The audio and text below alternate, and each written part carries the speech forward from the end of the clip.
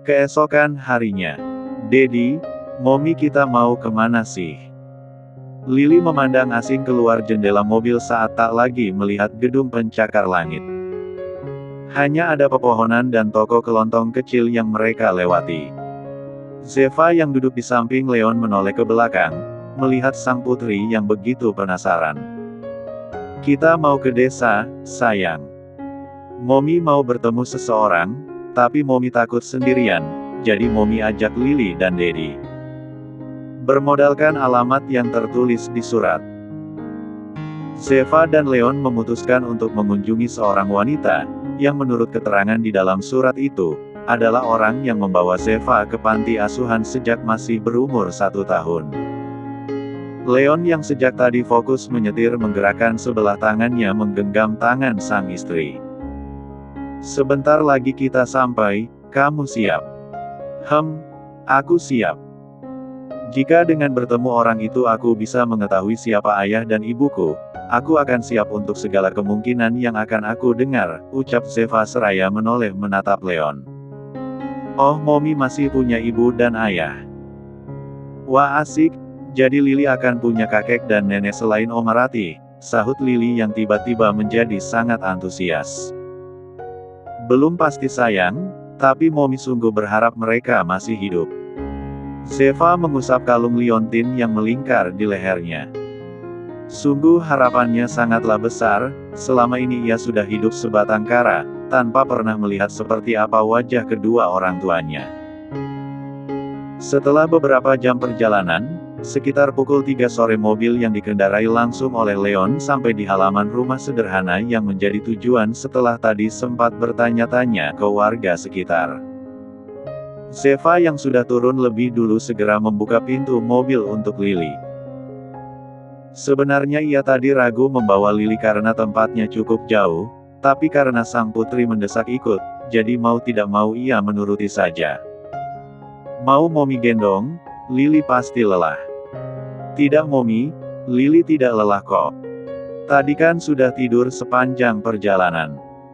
Melihat sang putri tersenyum membuat Zeva akhirnya bisa bernapas lega. Ia menoleh menatap Leon yang baru saja keluar dari dalam mobil. Kamu duluan saja, aku menyusul di belakang.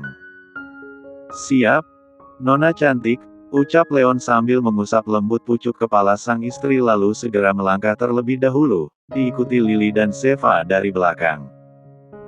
Terlihat seorang wanita parubaya sedang duduk di teras sambil menyemprot-nyemprot tanaman bunga di dalam pot. Selamat sore, Bu. Sontak wanita parubaya itu langsung berdiri lalu berbalik menatap 3 orang yang sangat asing baginya. Selamat sore, kalian siapa ya? Mendengar pertanyaan itu membuat Zeva melangkah maju hingga berhenti di samping sang suami. Saya Zeva, anak Stella Maharani. Apa Anda benar Bu Risma? Kedua mata wanita parubaya itu terbuka lebar, saking terkejutnya ia menjatuhkan semprotan bunga yang ada di tangannya. Ya ampun, kamu benar anak Stella. Zeva mengangguk pelan hingga tiba-tiba wanita parubaya bernama Risma itu memeluknya dengan erat. Kenapa kamu baru datang, Nak? Almarhumah mama kamu pasti senang kamu datang berkunjung, kamu harus menziarahi makamnya. Tetesan air mata Zeva mengalir dari sudut mata. Almarhumah, jadi mama benar-benar sudah meninggal. Bu Risma melepaskan pelukannya sambil menyeka air mata. Kita bicara di dalam, ayo masuk. Leon tak henti-hentinya mengusap punggung Zeva saat cerita yang dibeberkan oleh Bu Risma terdengar begitu menyakitkan untuk didengar. Terlihat Lily yang tak mengerti apapun, memilih untuk duduk sambil memainkan ponsel sang papa. Ya, tepatnya bermain game. Mama kamu itu sakit parah, sejak dicampakkan ayah kamu. Bukan cuma itu dia juga bercerita bahwa dia direndahkan oleh mertuanya. Diancam akan dibunuh karena dianggap telah berselingkuh. Padahal mama kamu tidak melakukan semua itu, dia hanya dituduh karena dianggap tidak pantas. Demi menyelamatkan kamu, Stella memilih untuk pergi. Malang sekali nasibnya, Saya sebagai tetangga hanya bisa mengabulkan permintaan terakhir Stella untuk membawa kamu ke panti yang jauh dari kota. Meski merasa hancur, Zeva berusaha untuk tetap tegar. Ia pikir ceritanya tidak akan seburuk ini, namun ternyata semuanya lebih menyedihkan dari yang ia bayangkan. Apa ibu tahu siapa ayah saya? Kalau itu, ibu kurang tahu. Stella datang dan tinggal di desa ini tidak sampai setahun hingga akhirnya dia meninggal. Dia tidak pernah menyebutkan identitas suaminya karena ia menganggap hal itu bahaya, karena ia takut keberadaannya akan terdeteksi oleh ayah kamu. Zeva, kalung yang kamu pakai itu adalah satu-satunya barang berharga yang Stella punya. Dia dicampakkan tanpa sepeser pun uang. Kalau mengingat penderitanya, ibu sedih sekali.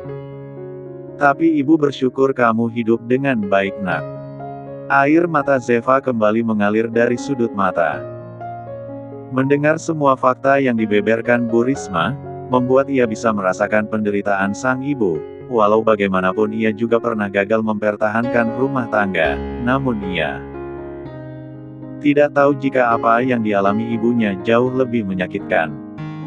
Hari semakin petang saat Zeva duduk bersimpuh di samping makam yang hanya dibatasi oleh bebatuan. Jauh dari kata layak, untuk seorang yang dulunya menyandang status sebagai seorang nyonya besar. "Ma, aku datang," ucap Zeva dengan lirih. Ia mengusap pelan batu nisan yang sudah usang, bahkan namanya pun sudah tidak jelas terbaca. "Momi jangan nangis," Lili mendekati Zeva seraya mengusap air matanya. Kata Oma, orang yang meninggal itu perginya ke surga. "Sudah sayang jangan menangis lagi, doakan saja Mama tenang di alam sana," sambung Leon yang ikut merangkul sang istri. Zeva kembali tertunduk sambil menggenggam tangan anak dan suaminya. Ia tidak tahu harus mengatakan apa, namun yang pasti keberadaan Leon dan Lily menjadi semangat tersendiri baginya. Pada akhirnya yang Zeva dapatkan dari masa lalunya tinggallah cerita. Ia bersyukur karena takdir membawanya bertemu sang mama meski tak bisa bertatap muka, hanya batu nisan yang lekat dalam pandangan. Namun di sisi lain hati Zeva mulai bertanya-tanya, pria kejam seperti apa yang telah membuat ibunya merasakan penderitaan hingga membawa rasa sakit itu di penghujung napas.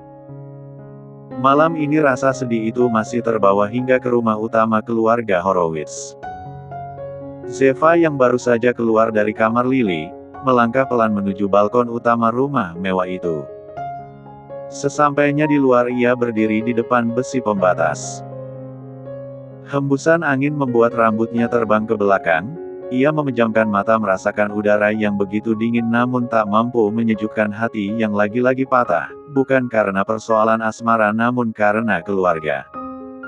"Aku mencarimu, ternyata kamu di sini." Leon yang tiba-tiba saja muncul, segera berdiri di samping sang istri. "Minumlah, aku membuatnya sendiri." Zeva menoleh melihat secangkir coklat panas yang ditawarkan sang suami. Perlahan tangannya meraih cangkir itu dari tangan Leon. "Aku pasti begitu menyedihkan ya. Kamu yang tidak pernah membuat minuman, sekarang melakukannya, untukku." "Ya, aku berusaha keras untuk membuatnya, ayo cobalah." Zeva meniup-niup minuman itu dan mulai menyeruputnya. "Bagaimana?" tanya Leon yang penasaran dengan komentar Zeva. Zeva terkekeh kecil lalu menoleh menatap Leon. "Enak, tapi masih sedikit pahit." "Tidak buruk kok, terima kasih ya. Kalau kurang manis lihat saja suamimu ini." Leon tersenyum lebar sambil memperlihatkan deretan gigi yang begitu putih dan rapi. Lagi-lagi Zeva kembali terkekeh melihat tingkah konyol sang suami. Ia tahu saat ini Leon sedang berusaha menghiburnya, agar melupakan semua fakta menyakitkan yang baru saja ia ketahui. Pandangan Zeva kembali mengarah ke langit malam. Kenapa di dunia ini begitu banyak perempuan yang menjadi korban keegoisan laki-laki? "Mama, seharusnya dia tidak meninggal di tempat perasingan seperti itu." Melihat sang istri kembali menangis, membuat Leon segera mendekat memeluk Zeva dari belakang. Jangan pernah menyalahkan takdir, semua orang bisa berencana dengan mimpi indahnya tapi jika semesta tidak merestui, kita bisa apa? Mama kamu pasti bahagia melihat kamu sekarang. Leon melepaskan pelukannya, membalik tubuh sang istri agar menghadapnya. Sayang, apa kamu berpikir semua laki-laki itu sama saja? Zeva nampak terdiam tanpa mengatakan apapun. Ia tidak mau berekspektasi terlalu tinggi, bahkan kepada Leon yang jelas-jelas selalu melimpahkan kebahagiaan untuknya. Kamu ragu. Leon memicingkan matanya dengan wajah cemberut. Ia meraih gelas di tangan Zeva dan meletakkannya di atas meja. Sekarang lihat dan dengar baik-baik. Tidak semua pria itu sama. Ya, aku tidak bisa menggambarkan masa depan kita, tapi jika kamu menyadarkan seluruh hidupmu padaku, akan aku pastikan kamu bahagia selamanya. Really?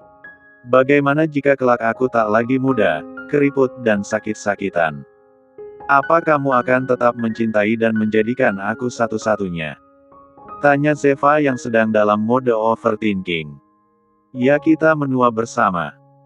Tubuh pasti akan keriput, raga pun pasti akan diserang penyakit ini dan itu tapi hati kita akan tetap sama. Cinta kita tak akan berkurang, frekuensinya akan terus naik. Zeva, temani aku selamanya, kamu adalah nyali terakhirku. Dalam percintaan, jelas Leon dengan tatapan penuh cinta. Akhirnya Zeva bisa tersenyum. Ia mendekat dan langsung mendaratkan satu ciuman singkat di bibir sang suami. Terima kasih, Pak Le memang yang terbaik. Ternyata selain posesi, suamiku adalah pendengar yang baik. Leon mengusap pelan pucuk kepala Zeva. Tentu saja, Pak Le dan Lele Jumbo adalah yang terbaik bukan? Hehe, BTW sudah selesai datang bulannya. Zeva menggelengkan kepalanya, cepat. Belum, si Lele suruh sabar sedikit lagi. Di sini dingin, aku mau masuk. Ia meraih gelas berisi minuman buatan Leon lalu beranjak pergi meninggalkan tempat itu. Leon menghela napas panjang seraya memandangi kepergian sang istri. Sayang, kamu tidak berbohong kan? Masa lama sekali, beberapa hari rasanya seperti 1 bulan. Zeva tekeke kecil seraya terus melangkah tanpa mempedulikan ucapan Leon. Karena pagi ini hari libur, Leon baru saja terbangun sekitar pukul 8 pagi, terlambat 2 jam dari biasanya. Matanya memandang lurus ke arah sang istri yang sudah rapi pagi-pagi. Kamu mau kemana? Menemani Lily ke tempat les balet. Katanya hari ini ibu-ibu murid dan guru mau mengadakan pertemuan dengan investor yang akan menjadi sponsor untuk acara festival balet anak-anak. Jelas Zeva yang terus merapikan rambutnya di depan cermin. Wah, sepertinya kamu semakin mendalami peran sebagai seorang ibu. Baguslah, aku senang kamu dan Lily semakin kompak, ucap Leon yang belum beranjak. Ia masih betah bermalas-malasan sambil memeluk guling. Oh ya, masalah ayah kamu. Aku akan menyewa beberapa detektif untuk menemukannya. Aku yakin ayah kamu berada di kota ini, ucap Leon lagi. Mendengar itu, membuat Zeva menghentikan aktivitasnya. Ia menoleh memandangi sang suami dari kejauhan. Tidak perlu. Untuk apa aku mengetahui siapa ayahku, jika kebahagiaannya adalah tanpa kehadiran aku dan almarhumah mama. Aku akan belajar mengikhlaskan semuanya. Aku berharap dimanapun ayahku sekarang, dia akan menyesali perbuatannya dan hidup bahagia, itu saja. Karena sudah selesai bersiap, Zeva segera meraih tasnya di atas meja rias lalu melangkah mendekati Leon. Aku pergi sebentar, jangan overthinking, di sana cuma ada ibu-ibu saja. Kap. Satu kecupan singkat Zeva berikan tepat di pipi Leon. Bagaimana dengan investornya, laki-laki atau perempuan? Laki-laki, hehe. Baik, aku pergi dulu. Zeva segera melangkah cepat meninggalkan tempat itu. Leon yang tadi masih asik berbaring langsung bangkit, duduk sambil memandangi kepergian sang istri. Zeva, jangan menatap investor itu ya. Karena kedua matamu sangat indah, nanti dia terpesona. Seru Leon namun tak ditanggapi oleh Zeva yang sudah melenggang pergi meninggalkan tempat tersebut. Eis, dia bersemangat sekali tapi baguslah dia tidak sedih lagi, gumam Leon. Bertempat di salah satu restoran dengan konsep indoor dan outdoor, para orang tua wali murid sedang berkumpul. Karena rata-rata orang tua murid itu berasal dari kalangan atas, tempat itu dibuat begitu elegan dan mewah. Zeva yang tidak terbiasa dengan situasi seperti itu hanya bisa mengikuti alur saja. Jika ia tidak mengerti dengan pembahasan para wali murid yang rata-rata membahas saham dan juga arisan, ia hanya terdiam sambil memandangi Lily yang sedang bermain dengan teman-temannya dari kejauhan. Itu dia orangnya sudah datang, ucap seorang wali murid. Sontak para guru dan juga wali murid segera berdiri dari posisi duduk mereka untuk menyambut tamu kehormatan hari ini. Zeva nampak diam terpaku memandangi seorang pria parubaya yang melangkah dengan terlatih-tatih didampingi dua orang ajudan. Apa dia investornya? Tanya Zeva kepada seorang wali murid. Iya benar. Beliau ini adalah seorang pengusaha sekaligus pemilik beberapa sekolah swasta terbaik. Jika sudah menyangkut dengan mengembangkan bakat anak-anak maka beliau akan langsung turun tangan. Namanya, Mike Wilson. Oh begitu. Zeva mengangguk paham lalu kembali mengalihkan perhatiannya ke pria parubaya itu.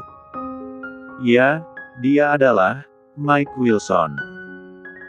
Tujuannya untuk menjadi sponsor utama dalam acara festival balet anak-anak itu bukan hanya untuk ikut berpartisipasi namun saat mengetahui jika salah satu pesertanya adalah Lily, beliau langsung menerima tanpa mengajukan syarat apapun.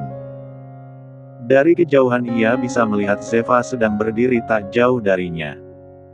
Sorot matanya pun langsung berubah, karena sebelum kesana ia baru saja mendapatkan foto-foto Zeva dari orang suruhannya. Ternyata dia wanita yang membuat Leon tergila-gila sampai melupakan flora batinnya.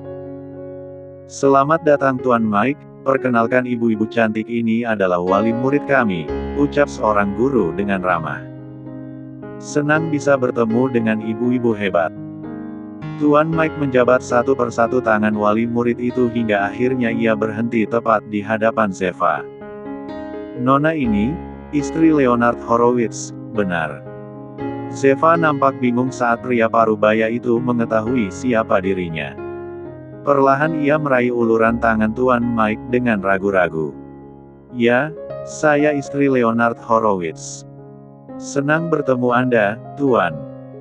Mike mendelik lalu melepaskan jabatan tangannya.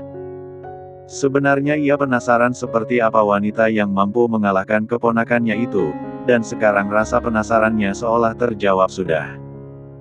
Wajahnya terlihat tidak asing, seperti mengingatkan aku pada seseorang tapi entah siapa, batin Tuan Mike.